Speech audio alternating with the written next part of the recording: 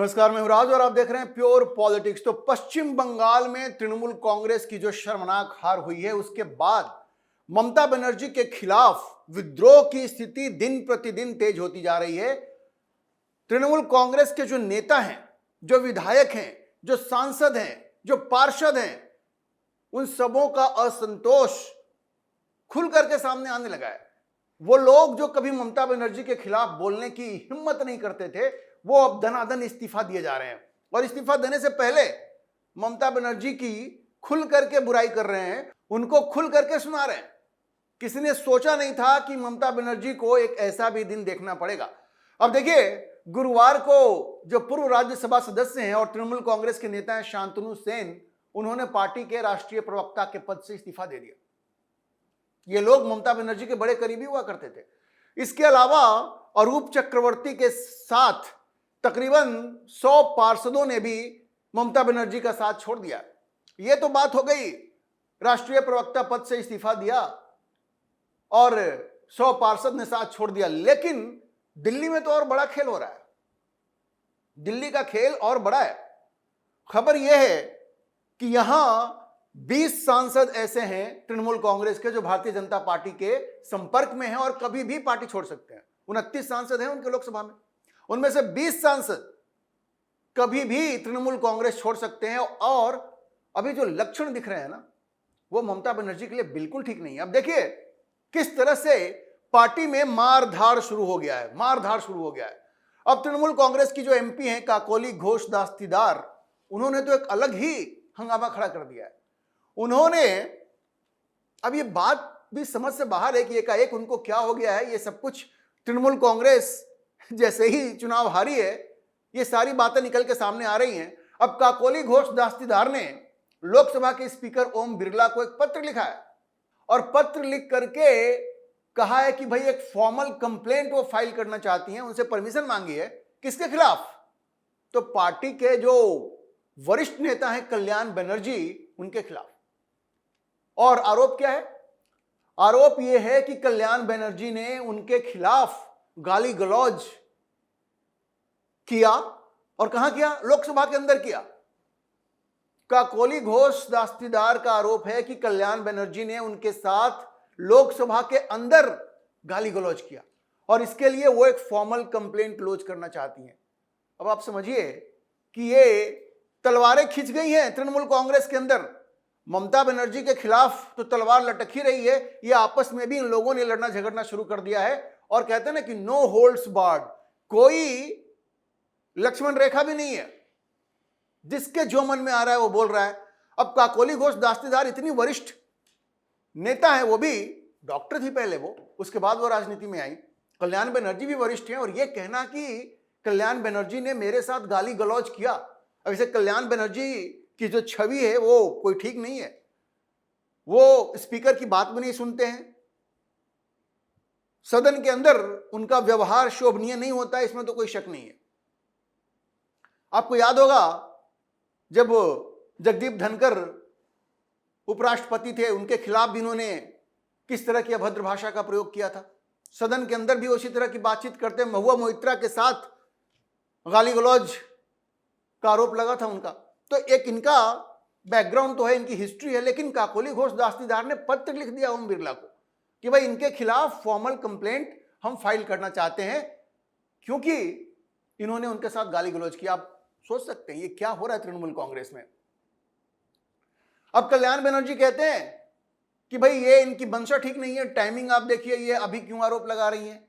देखिए कल्याण बनर्जी, आपका जो ट्रैक रिकॉर्ड है वो तो ठीक नहीं है, और अगर काकोली घोष ये कह रही हैं तो अब इसकी जांच तो होनी चाहिए और ओम बिरला निश्चित रूप से इंटरवीन करेंगे, उनको करना चाहिए और इसमें जो दोषी है उसको सजा मिलनी चाहिए। अब देखिए वो लेटर क्या लिखती हैं काकोली घोष दास्तीदार, मैं आपको पढ़ के सुना देता हूं। वो लिखती है कि I seek your permission to lodge a formal complaint to you for redressal against Lok Sabha member of AITC Kalyan Banerjee who has repeatedly verbally abused me inside the Lok Sabha. कहती हैं वो कि मैं फॉर्मल कंप्लेंट दर्ज कराना चाहती हूं तृणमूल कांग्रेस के कल्याण बनर्जी के खिलाफ, जिन्होंने कि बार बार रिपीटेडली वर्बली मुंह से मुझे गालियां दी लोकसभा के अंदर। ये लेटर लिखा उन्होंने, तो समझिए। और आगे वो क्या लिखती हैं, वो इसको मिसोजिनी कहती हैं, मतलब महिलाओं के खिलाफ ये जो मानसिकता है महिलाओं को गाली देने की, महिलाओं को प्रताड़ित करने की, उनका यह कहना है कि this misogyny has been against many lady members and needs to be punished. उन्होंने कल्याण बनर्जी को सजा देने की मांग की है, क्योंकि उनका आरोप है कि कल्याण बनर्जी ने इस तरह की गाली गलौज की भाषा बहुत सारे महिला मेंबर्स के साथ किया है। मैंने आपको बताया महुआ मोइत्रा के साथ भी इसी तरह का वाकया उनका हुआ था।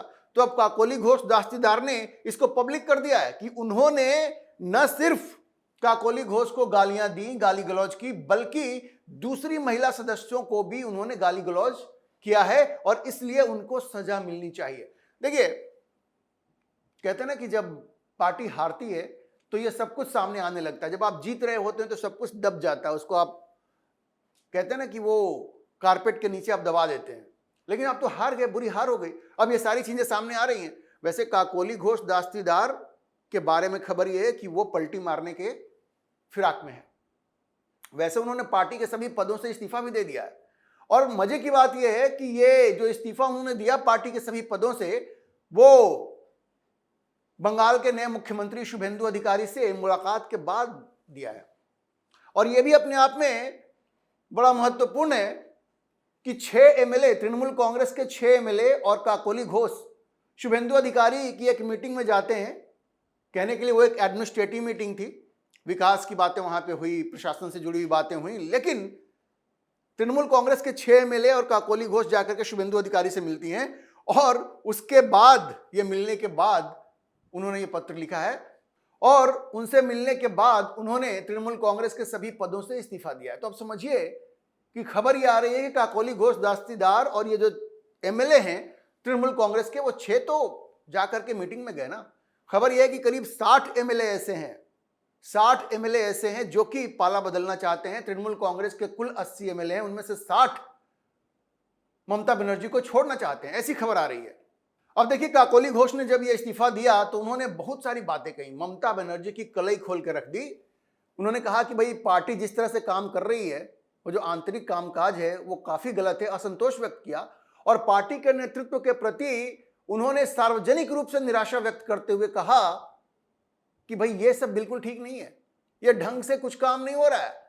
इतना ही नहीं, उन्होंने आईपैक जो है, जो कि तृणमूल कांग्रेस में हर चीज का फैसला कर रही थी, टिकट किसको मिलेगा, कैंपेन क्या होगा, स्लोगन क्या होगा, उसको भी उन्होंने जम करके खरी खोटी सुनाई है, और कहा कि भाई ये जो बच्चे हैं आईपैक के, वो मुझे बताएंगे, हम लोग इतने लंबे समय से राजनीति कर रहे हैं और हमें ये लोग बताएंगे। तो ममता बनर्जी की उन्होंने धज्जियां उड़ा दी, और अब तो कल्याण बनर्जी के साथ उनकी जैसी ठन गई है, उन्होंने सीधे लेटर लिख दिया है लोकसभा के स्पीकर को। अच्छा देखिए, तो काकोली घोष की बात हो गई। बाकी बंगाल में जो हो रहा है, अभी शांतनु सेन जो हैं, जिन्होंने कि राष्ट्रीय प्रवक्ता के पद से इस्तीफा दिया है, उन्होंने जो पत्र लिखा है उसमें उन्होंने आरजी बलात्कार, आरजी कार जो हॉस्पिटल में बलात्कार और हत्या जो हुई थी उस लेडी डॉक्टर की, उसकी भी चर्चा की है, और भ्रष्टाचार के मामलों में भी पार्टी की कड़ी आलोचना की है। तो पहले भी बोलते रहे, अब भी बोल रहे हैं, वो कह रहे हैं कि भाई ये ठीक नहीं था। अब देखिए, जो लोग उस वक्त चुप थे, एक लेडी डॉक्टर की हत्या होती है, पहले उसका बलात्कार होता है, फिर उसकी हत्या होती है, उस पर पहले जो लोग चुप थे वो लोग अब खुल करके ममता बनर्जी की आलोचना कर रहे हैं। उन्होंने पत्र में ये सारी बातें लिख दी हैं, और ये भी काकोली घोष दास्तीदार की तरह ये भी पहले डॉक्टर थे और उसके बाद ये भी नेता बने थे। इतना ही नहीं, देखिए उन्होंने कहा है कि भाई ये जो आरजी कर हॉस्पिटल की जो घटना हुई है उसकी जांच में वो शुभेंदु अधिकारी की सरकार के साथ सहयोग करेंगे। ये ममता बनर्जी के लिए कितनी बुरी खबर है ये आप समझ लीजिए।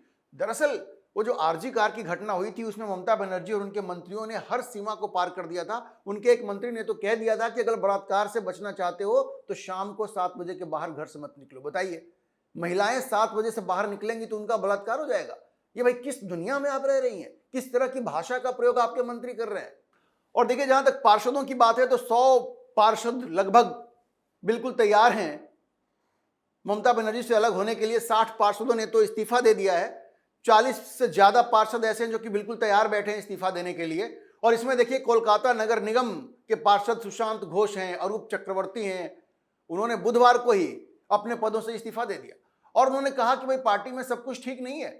अब अरूप चक्रवर्ती जो है उन्होंने तो कहा कि भाई हम लोगों को हार स्वीकार करनी पड़ेगी, क्योंकि अगर हम हार स्वीकार नहीं करते तो पिछली जीतें भी अर्थहीन हो जाती। देखिए बात यह है कि ये सब लोग बिल्कुल डरे हुए हैं, ये बौखलाए हुए हैं, क्योंकि शुभेंदु अधिकारी ने, ये जितने भी पार्षद हैं उनके, और जिन लोगों ने भी गलत तरीके से पैसे बनाए और गुंडागर्दी की, सबके खिलाफ एक्शन हो रहा है, कुछ लोगों को गिरफ्तार भी किया गया है। तो इससे बिल्कुल हड़कंप मचा हुआ है, हड़कंप मचा हुआ है, और ये लोग ममता बनर्जी को बीच में छोड़ करके भाग रहे हैं। डर ये है, कानून का डर है। और शुभेंदु अधिकारी ने देखिए किस तरह का काम किया। ये सड़कों पे जो नमाज होता था ना, शुभेंदु अधिकारी ने कहा कि भाई ब्रिगेड परेड ग्राउंड में जाओ और वहां नमाज पढ़ो, सड़कों पे नमाज नहीं होगा। तो शुभेंदु अधिकारी जिस तरह से एक्शन ले रहे हैं, और देखिए गुंडागर्दी के खिलाफ उनका जो एक्शन था, उसे देख करके तो जहांगीर खान चुनाव से भाग गया। ये फाल्टा जो रिपोलिंग हुआ उससे 2 दिन पहले जहांगीर खान भाग गया वहां से, बोला कि नहीं हम चुनाव ही नहीं लड़ेंगे। तो ये जो मैसेज है, जो कड़ा एक्शन शुभेंदु अधिकारी ले रहे हैं, उससे पूरे बंगाल में तृणमूल कांग्रेस के पार्षदों में हड़कंप मचा हुआ है। क्योंकि ये लोग कट मनी लिया करते थे, ये लोग सिंडिकेट राज चला रहे थे, ये सब डरे हुए हैं।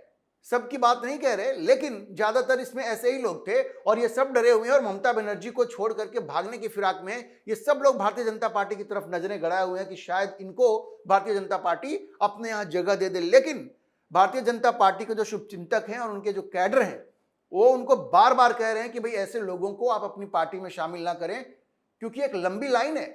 ये वही लोग हैं, इनमें से बहुत से वही लोग हैं जो पहले लेफ्ट फ्रंट के जमाने में लेफ्ट फ्रंट के साथ थे, लेफ्ट फ्रंट के बैनर के तले गुंडागर्दी करते थे। 34 साल तक यही ड्रामा चला वहां पे। फिर जब तृणमूल कांग्रेस आई तो तृणमूल में आ गए, 15 साल तक वही ड्रामा चला, और अब वो भारतीय जनता पार्टी में आना चाहते हैं। तो देखिए इनको भारतीय जनता पार्टी शामिल करे या ना करे, ये सब लोग घबराए हुए हैं, डरे हुए हैं, अपने पदों से इस्तीफा दे रहे हैं, ममता बनर्जी को खुल के गालियां दे रहे हैं। और ममता बनर्जी बिल्कुल स्तब्ध हैं, वो करे भी तो क्या करें।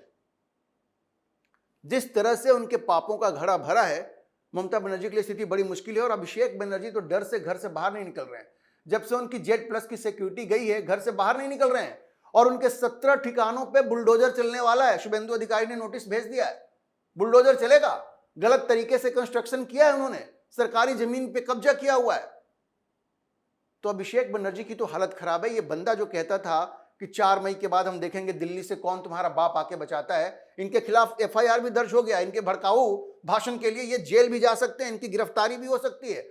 और PA मर्डर केस में जिस तरह से इन्वेस्टिगेशन आगे चल रहा है, अभिषेक बनर्जी के लिए बहुत मुश्किल हो सकती है। क्योंकि शुभेंदु अधिकारी ने बड़ा स्पष्ट कहा था कि चूंकि भवानीपुर से हमने ममता बनर्जी को हराया है, इसीलिए हमारे PA की हत्या हुई है।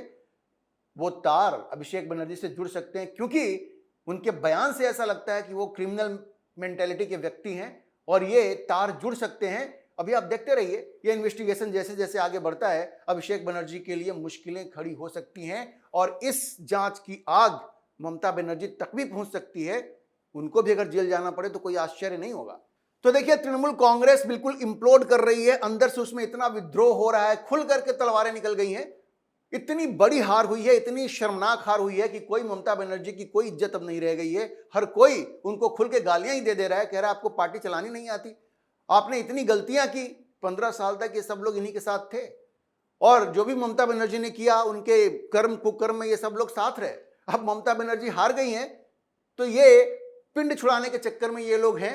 जो भी हो, ममता बनर्जी के लिए बड़ा मुश्किल वक्त है, लोग उनको छोड़ के भाग रहे हैं। उनको सोचना चाहिए कि पार्टी को अगर वो ढंग से चलाती, और पार्टी की कोई आइडियोलॉजी होती, मुस्लिम तुष्टीकरण कर करके सत्ता में बने रहना है, बस उनकी यही प्राथमिकता थी। और अब जबकि वो हार गई हैं, हिंदुओं ने उनको उनकी औकात बता दी है, तो ममता बनर्जी स्तब्ध हैं, इस बात के लिए मजबूर हैं कि उनके अपने लोग उनको गालियां दे रहे हैं और उनमें कमियां निकाल रहे हैं। तो ममता जी, जब आप राजनीति इस तरह से करेंगी तो अंत भी इसी तरह से होगा। आपको अगर आगे की राजनीति करनी है तो आपको फिर से, कहते हैं ना कि स्क्रैच से शुरू करना पड़ेगा, ड्राइंग बोर्ड पे जाना पड़ेगा और वहां पे शुरू करना पड़ेगा। और इस बार आप सोचिएगा कि इस तरह की मुस्लिम तुष्टीकरण की राजनीति आपको कहां तक लेकर के जाएगी। अभी के लिए इतना ही। हम इस खबर पर नजर बनाए रखेंगे और आपको अपडेट करते रहेंगे। इस विषय पर आप क्या सोचते हैं, अपनी राय कमेंट बॉक्स में जरूर लिखें।